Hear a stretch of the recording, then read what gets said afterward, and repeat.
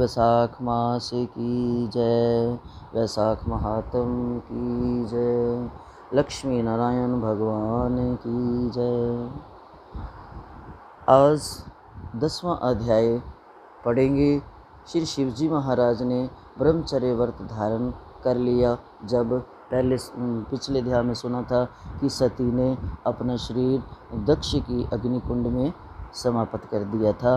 उसके बाद शंकर भगवान ने ब्रह्मचर्य व्रत धारण कर लिया। गंगा तट पर एक वृक्ष के नीचे तप करने लगे। दक्ष की पुत्री पतिव्रता सती ने राजा हिमालय के घर में मेनका के गर्भ से पार्वती के रूप में जन्म लिया तथा वहीं पर उनका पालन पोषण होने लगा। इसी समय तारकासुर नामक का एक राक्षस उत्पन्न हुआ, जिसने महातप करके ब्रह्मा जी से ये वरदान पा लिया कि वह देवता, राक्षस, नाग व मनुष्य किसी से नहीं मरेगा, परंतु रुद्र भगवान के पुत्र से मेरी मृत्यु होगी। राक्षस ने सोचा कि जब शिवजी की स्त्री ही नहीं तो पुत्र कहाँ से होगा, फिर मृत्यु ही कैसे हो सकेगी। इसी कारण कह दिया कि तथा अस्तु। ऐसा वर पाकर तारकासुर ने सबको दुख देना आरंभ कर दिया। देवताओं को अपना दास बना लिया और देव अंगनाओं को दासी। इस प्रकार जब देवता अत्यंत दुखी हो गए तो वह ब्रह्मा जी के पास पहुँचे। ब्रह्मा जी ने उनको दुख को सुनकर कहा कि वर देते समय हमने इस राक्षस को कहा था कि उसकी मृत्यु और किसी उपाय से ना होगी। शिवजी की स्त्री सती ने दक्ष के यज्ञ में अपने प्राण त्याग दिए थे।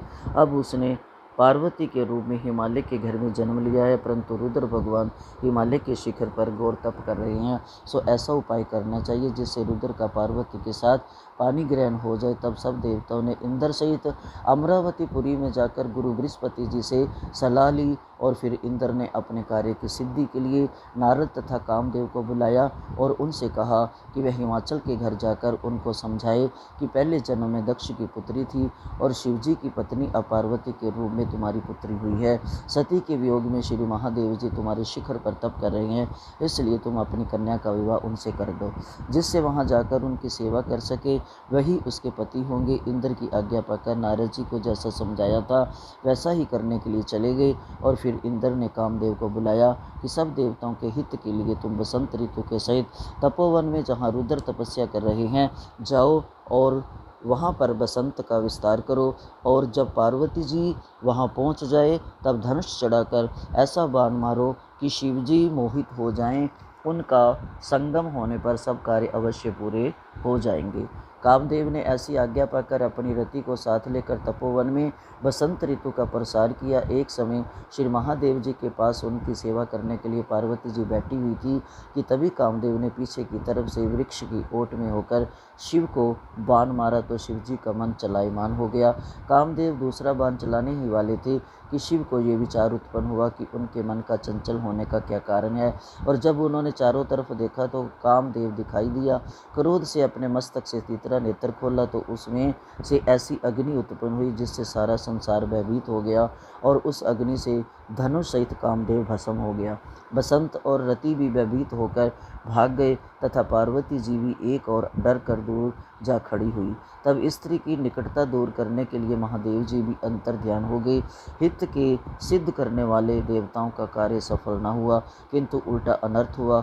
जो कोई साधुओं से दुष्टता करता है उसके साथ ऐसा ही होता है। इसी प्रकार इक्ष्वाकु वंश का राजा भी साधुओं को अप्रिय था, क्योंकि वह भली भांति साधुओं की सेवा नहीं किया करता था। इसलिए उसने महान दुख भोगे और बुरी से बुरी योनि में जन्म लिया एवं 7 जन्म तक कुत्ते की योनि में रहा। इसी प्रकार कामदेव ने शिव जी का अप्रिय करने से दुख उठाया। बोल शंकर भगवान की जय, माँ गौरव की जय, वैशाख महात्म की जय।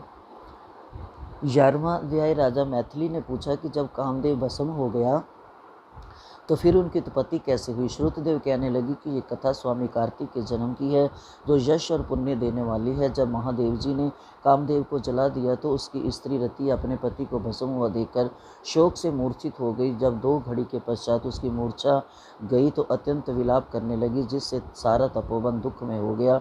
अब रति ने चिता में जलकर शरीर त्याग देने का विचार किया और अपने पति के मित्र बसंत को पति की अंतिम क्रिया करने को बुलाया। जब वह चिता बना रही थी बसंत भी वहाँ आ गया। वह रति को देख अति दुखित हो रति को समझाने लगा और कहने लगा कि आत्मघात करना उचित नहीं तथा धर्म के विपरीत है। जब बसंत ने उसके शरीर त्यागने का विचार दृढ़ देखा तो नदी के किनारे पर चिता बनाई और रति गंगा में स्नान कर सब इंद्रियों को रोककर मन को आत्मा में लीन करके चिता पर चढ़ने को तैयार हो गई। तो उसी समय आकाशवाणी हुई कि हे पति प्रेमा, हे पतिव्रता, तुम चिता में प्रवेश मत करो, तुम्हारा पति महादेव जी और कृष्ण भगवान से उत्पन्न होगा। इस प्रकार क्रम से 2 जन्म होंगे।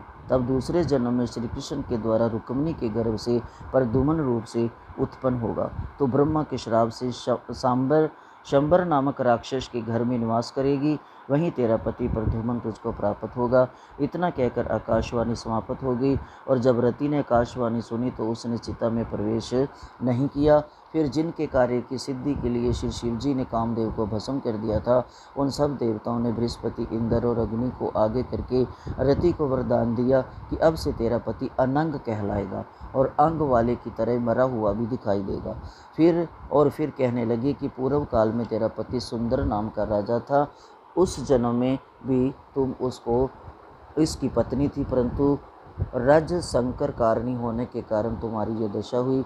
अब वैशाख मास में मंदाकिनी नामक नदी में स्नान करके मधुसूदन भगवान का पूजन तथा उनकी दिव्य कथा सुनने से अक्षुण्य शयन नाम काम का व्रत करने से तुम्हारा पति अवश्य तुमको मिल जाएगा। रति को इस प्रकार वरदान देकर सब देवता अपने अपने स्थान को चले गए और रति ने भी क्लेश से निर्भीत होकर मेष की संक्रांति में गंगा स्नान कर पवित्रता से अक्षुण्य शयन व्रत को धारण किया। इस व्रत के करने से उसको उसी समय कामदेव दिखाई दिया। उसने वैशाख मास में कर्तव्य धर्म नहीं किया था, इसी कारण परमात्मा का पुत्र हो पर भी अंगहीन हुआ। श्रुतदेव कहने लगे कि जब महादेव पार्वती ही के सन्मुख खड़े हुए अंतर ध्यान हो गए तो पार्वती जी खड़ी रह गई और सोचने लगी कि अब क्या किया जाए। तब उनके पिता हिमाचल उन्हें अपने घर ले गए, परंतु पार्वती श्री शिव जी के गुणों पर इतनी मुग्ध हो गई कि उन्होंने अपने मन में धारण करके गंगा तट पर जाकर घोर तप करने लगी। भोजन आदि छोड़कर तप करते करते बड़ी बड़ी जटाएं उनके सिर पर हो गई। इस प्रकार 1000 वर्ष तक शिव जी की आराधना करती रही। एक दिन सायंकाल के समय श्री महादेव जी पार्वती जी की परीक्षा करने के लिए ब्रह्मचारी वेश धारण कर उनकी पर्णकुटी में आकर उनकी अचल भक्ति देकर कहने लगे कि हे भद्रे, जो तुम्हारे मन में हो वरदान मांगो। तब पार्वती जी कहने लगी कि मैं यही वरदान मांगती हूँ कि आप मेरे पति हों। तथा अस्तु कहकर श्री शिवजी ने सप्त ऋषियों को बुलाया और उपस्थित होने पर उन्हें आज्ञा दी कि तुम हिमाचल के पास जाकर विवाह का प्रस्ताव रखो। 7 ब्रह्मादि ऋषि चारों तरफ प्रकाश करते हुए आकाश मार्ग से हिमाचल के घर पहुँचे। राजा ने उनका यथोचित पूजन आदि से सत्कार किया। तब ऋषियों ने कहा कि हे राजा हिमाचल, तेरी कन्या पार्वती पहले दक्ष की कन्या सती थी, जिसने अपने पिता के यज्ञ कुंड में गिरकर अपने प्राण त्याग दिए थे। इनका पानी ग्रहण करने के योग्य सिवाय शिव के और कोई नहीं है, इसलिए तुम अपनी कन्या का विवाह श्री शिव जी के साथ कर दो। तब हिमाचल ने कहा कि मेरी कन्या ने तो छाल के वस्त्र पहनकर गंगा तट पर शिव जी के साथ विवाह करने के लिए अनशन व्रत धारण किया हुआ है, सो उनकी मनोकामना पूर्ण हुई। आप महादेव जी को जाकर कह दे कि मैं प्रीतिपूर्वक अपनी कन्या उन्हें अर्पण कर चुका, आप उसको अंगीकार कीजिए। फिर हिमाचल कन्या के विवाह के प्रबंध के लिए सोचने लगा। उधर सप्तऋषि श्री महादेव जी के पास पहुँचे और विवाह निश्चित करके चले गए। इसके पश्चात निश्चित तिथि पर लक्ष्मी आदि सब देवियों और विष्णु आदि सब देवताओं ने विवाह महोत्सव देखने के संग बारात लेकर श्री महादेव जी बैल पर आरूढ़ होकर चारों ओर भूतगणों से सेवित शंख, बेरी, मृदंग आदि बाजों के शब्द के साथ तथा बंदीजनों के समूह सहित ऋषिगण की वेद ध्वनि में हिमाचल के घर में प्रवेश किया। और सुंदर शुभ मुहूर्त लगन तथा शुभ ग्रहों की दृष्टि में हिमाचल ने अपनी कन्या श्री पार्वती जी का विवाह श्री महादेव जी से कर दिया। महोत्सव के पूर्ण होने पर श्री शिव जी लौकिक धर्म का पालन करने लगे। संपूर्ण रिद्धि और सिद्धियों से युक्त इंद्र के भवन के समान हिमालय के शिखर पर नंदनी के तीर पर वन के बीच में जहाँ भौरे गूंजते और पक्षी अपना सुंदर शब्द करते हैं, पार्वती के साथ दिव्य 1000 वर्ष तक रमन करते रहे।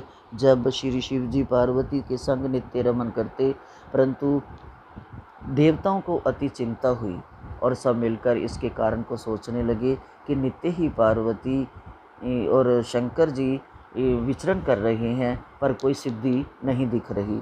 फिर विचार कर अग्निदेव को बुलाया और उनको समझाया कि जिस समय महादेव जी रमन कर चुके हों, तुम उनके सामने चले जाना। पार्वती तुमको देखकर लज्जा के मारे वहाँ से हट जाएगी और तुम शिव जी को अपनी बातों में लगा लेना और शिष्य समान के बहुत से प्रश्न करना, तथा समय लग जाने पर पार्वती जी की गर्भ स्थिति हो जाएगी। अग्निदेव ने ऐसा ही किया और रमन के समय वहाँ पहुँच जाने से पार्वती जी को देखा और पार्वती जी उन्हें देखकर लज्जा के मारे रमन छोड़ एक तरफ हो गई। शिवजी महाराज को ऐसे समय में अग्निदेव का आना बहुत बुरा लगा और उन्होंने श्राप दिया कि मैं तुम्हारे उदर में प्रवेश करूंगा। तब अग्नि ने उसको अपने उदर में ग्रहण कर लिया और 10 महीने बीत जाने पर उस तेज वीर्य को गंगा जी में डाल दिया। गंगा जी भी उसको सहन न कर सकी और उसको सरकंडों में फेंक दिया और वहाँ पर उसके 6 भाग हो गए। तब ब्रह्मा जी ने 6 कन्याओं को भेजा।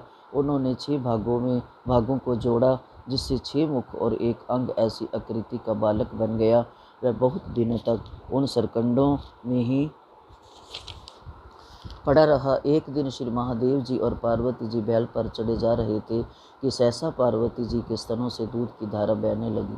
तब पार्वती जी ने श्री महादेव जी से इसका कारण पूछा तो महादेव जी बोले कि हे देवी, मैं इसका कारण बताता हूँ। देखो, ये पास में ही तुम्हारा पुत्र पड़ा हुआ है। और फिर श्री महादेव जी ने पिछली सारी कथा पार्वती जी को सुनाई और कहा कि उसी को देखकर तुम्हारे स्तनों में दूध आ गया है, क्योंकि वह तुम्हारा ही पुत्र है। महादेव जी की आज्ञा यह बात सुनकर पार्वती जी ने उस बालक को उठा लिया तथा अपनी गोद में बिठाकर उसको अपने स्तन का दूध पिलाने लगी। इस प्रकार पार्वती जी पुत्र स्नेह में मुग्ध होकर उसको कैलाश में ले गई और उसका पालन पोषण करने लगी। श्रुतदेव कहने लगे कि राजन, ये कुमार के जन्म की कथा मैंने तुमसे कही। ये कार्तिक कुमार को शंकर जी के पुत्र के रूप में पाकर अब देवताओं को सुख मिलेगा और उस राक्षस का अंत होगा और शंकर भगवान माँ पार्वती की सब पर कृपा होगी। बोल शंकर भगवान की जय, गौरी मैया की जय, वैशाख महात्म की जय, लक्ष्मी नारायण भगवान।